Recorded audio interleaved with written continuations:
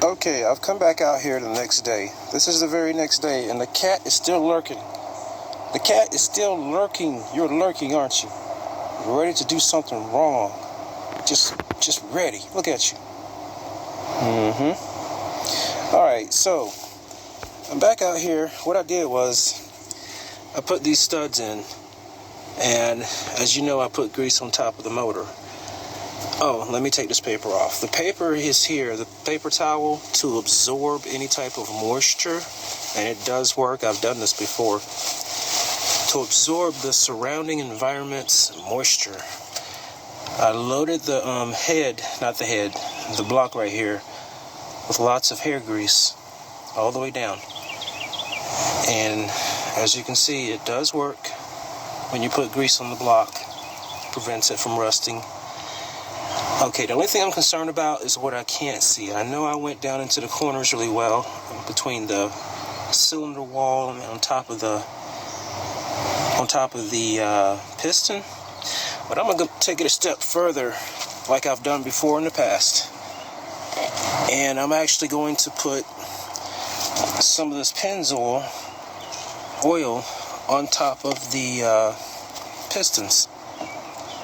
And I do this to make sure that it does not become rusted between the time that I'm still working on it and I get it back together.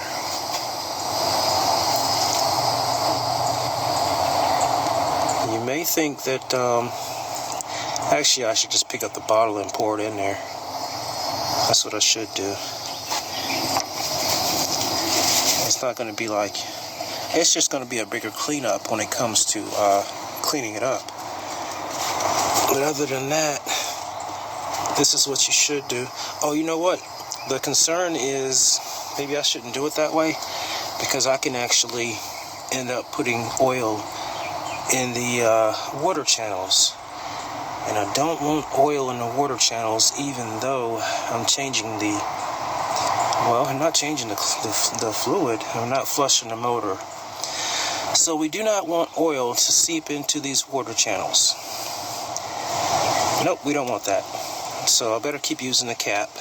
That's how much got in there with just one cap full. And gonna have to do some editing here. But this is what it looks like. Alright, so I've put oil in there. Now the car is sitting at a downhill angle, so most of the oil is kind of pulled towards the front of the motor, the exhaust side.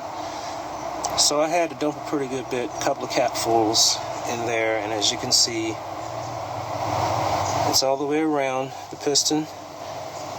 Now this is the only time that the piston, the rings, the cylinder wall, hell, if you want to be exuberant about it, just go ahead and fill it up with oil. That way the cylinder walls get all the oil they never had. But there's grease on it, and that's going to keep it from being rusted. That's overnight right there. Now, as far as how long this grease is going to last like this, well, I've never had an engine open for a very long period of time. Just long enough to get the head done, put it back on, and it was still looking pretty much in the same condition, or just the same condition as it was when I started, when I left it. Well, that's what grease does. And I'm sure if you want to be exuberant about it, if you want to be extra, hey, go ahead and put some oil in there. Fill it up. This is the only time it's the pistons and the cylinders is going to see oil like this. It's just a big cleanup process, that's all. Involving a lot of paper towel, a lot of Q-tips. If you know, you know.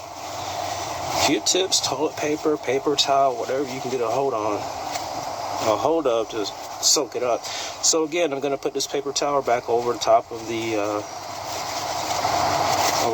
block here to help absorb any type of moisture. Okay guys, I want to show you, this is CC Rider style, how to remove the valves, in this case the intake, the exhaust valves from a head. This is the way I do it, with a C-clamp, CC Rider style. Alright, see, that's a number 18 socket. weld it to the flat side of a C-clamp. See how it fits in there perfectly? Right there on the exhaust valve, right over it. Then you got the C-clamp. And over here, this is a piece of a metal pipe that I welded on this side, and it's got a split in it. Piece of metal pipe with a split, if you can see that. And it allows me to access the keepers. As you can see, it's leaning over right there. And the way I do it is I take this little telescopic antenna with a magnet on the end and get it up out of there. And if I can't do it with that, I use a small flathead screwdriver. Where did I put it? Man, can't find it. I set it down somewhere. You know how it is when you get up. You set something down. Anyway, so it's leaning over right there. I cannot see the other side, but what I do is I just keep on. Let's see if I can get it right there. Now you can kind of see. So I pick at it on this side, or I take the magnet and touch to see if it will attach to the magnet. And sometimes it falls out onto my plastic right here. I got a plastic drop cloth on the floor, and I'm doing this inside the house so I don't lose the keepers in case they take off on their own like a rocket.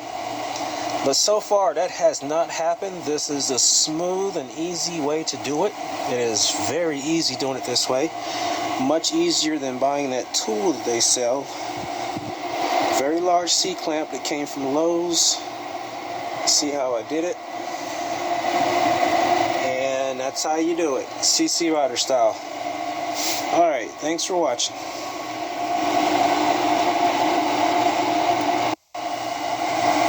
Okay, I've got all the valves out.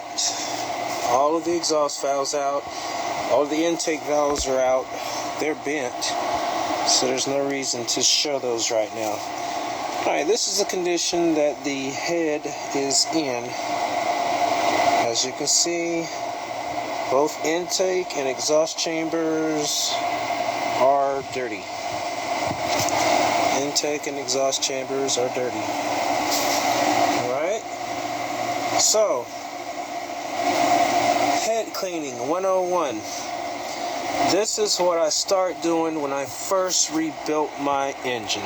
Way back in 1992? 3? It was back then. Long time ago.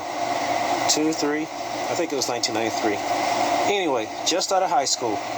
So I'm going to attempt to show you how to do this and hold the camera at the same time. You want to get some razor blades.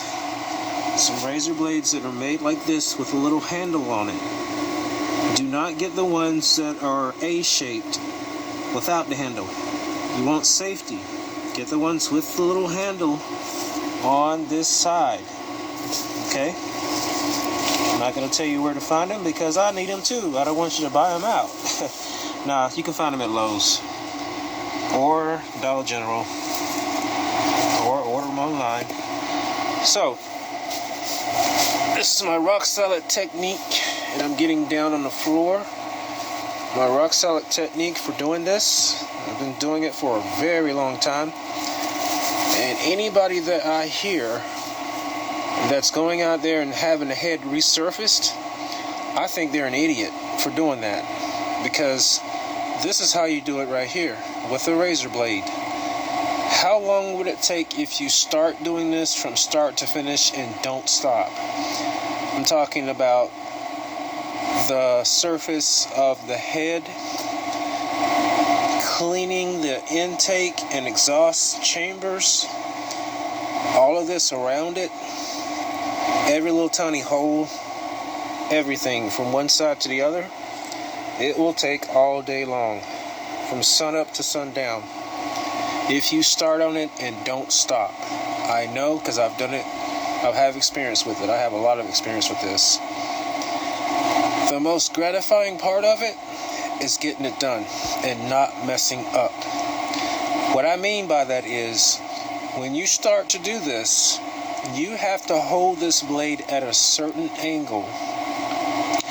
You have to maneuver this blade around these holes and not gouge. See where the piston, the head gasket ring lies on the head. It makes contact with the head. It's going to do the same thing on the block. You do not want a vertical gouge or scratch. A gouge or scratch leading from the outside to the in or the inside to the out. You do not want that to happen at all. You want to completely avoid having any type of gouge going across, because you don't want that exhaust to leak out coming this way and then burn up the gasket and go into the oil channel, and then you got a problem. Okay?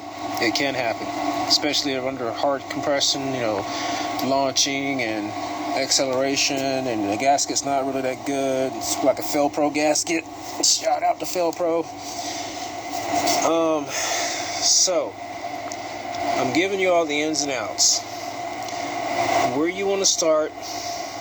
Sometimes on some heads there is a lot of carbon buildup, like right here on the edges. That's going to wear your blade out very fast.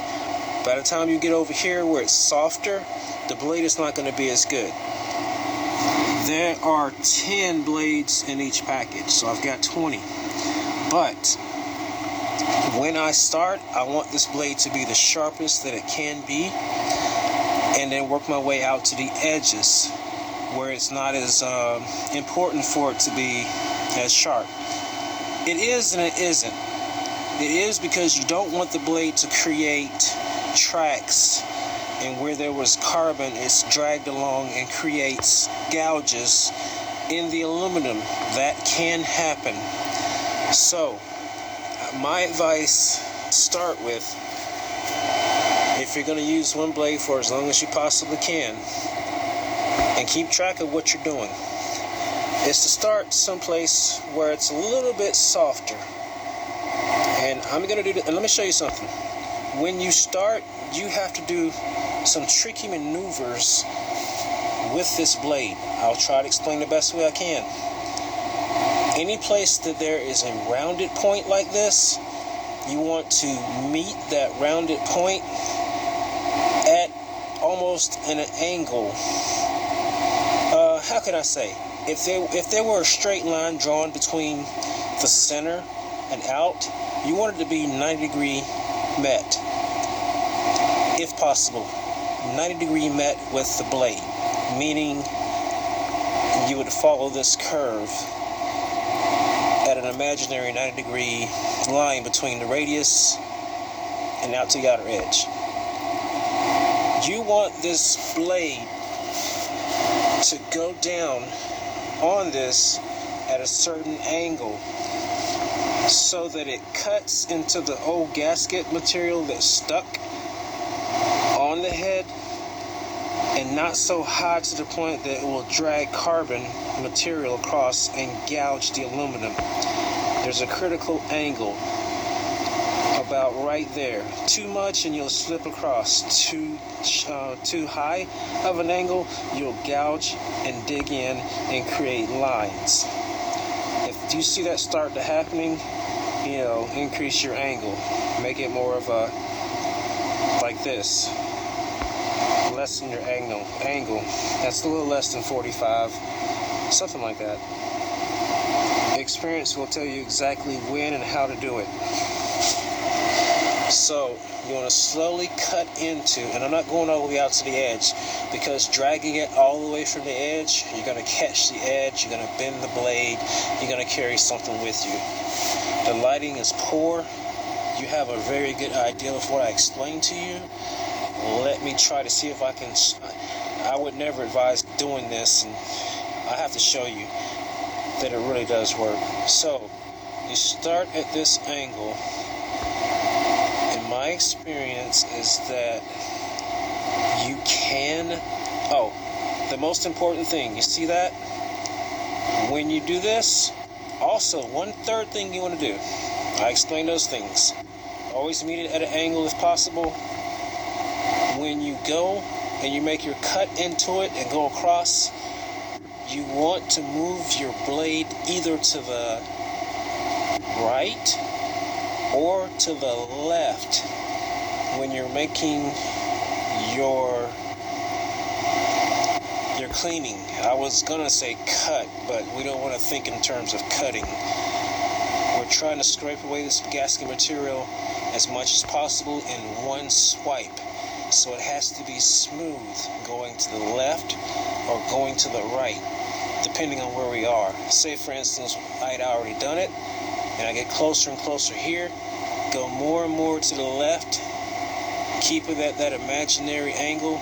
Make sure the edge on the left side is not gouging the aluminum. You see how close the blade is in the middle towards the ring, the outer ring print right there? We want to stop at a small, the smallest amount of space that you can possibly think of, right about there. That's where you want to stop. You don't want to go into it, okay? So I'm going to go right, left. I'm meeting some resistance. I'm meeting a lot of resistance.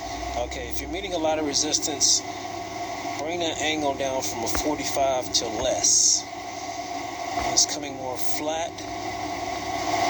See how I'm kind of slicing back and forth, back and forth. The gasket material is coming up.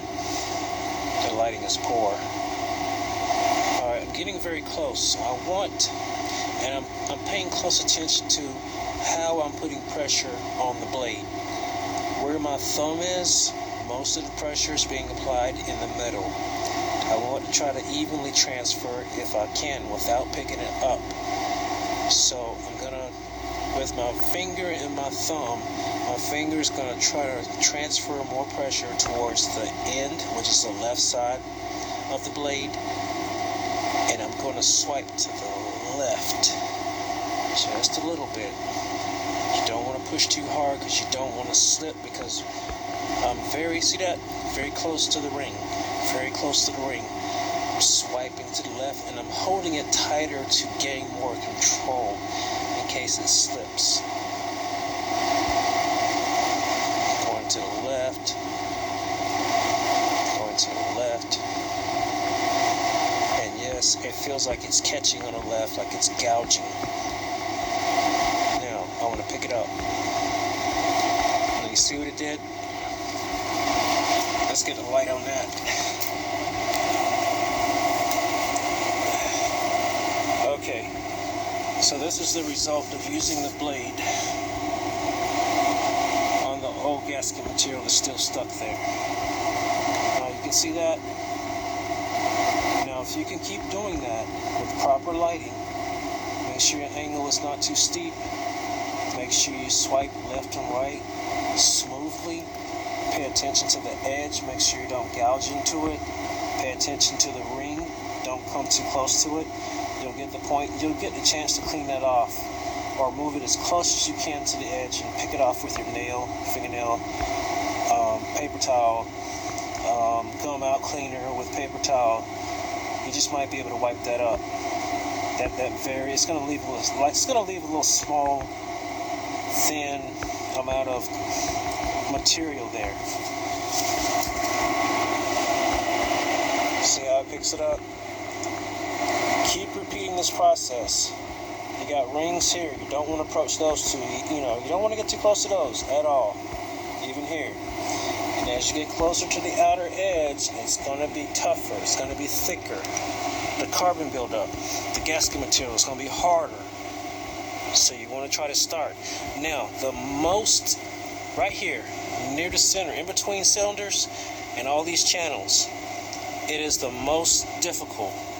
If you go across one of these holes, you want to use a twisting action with your swipe left or swipe right of the blade.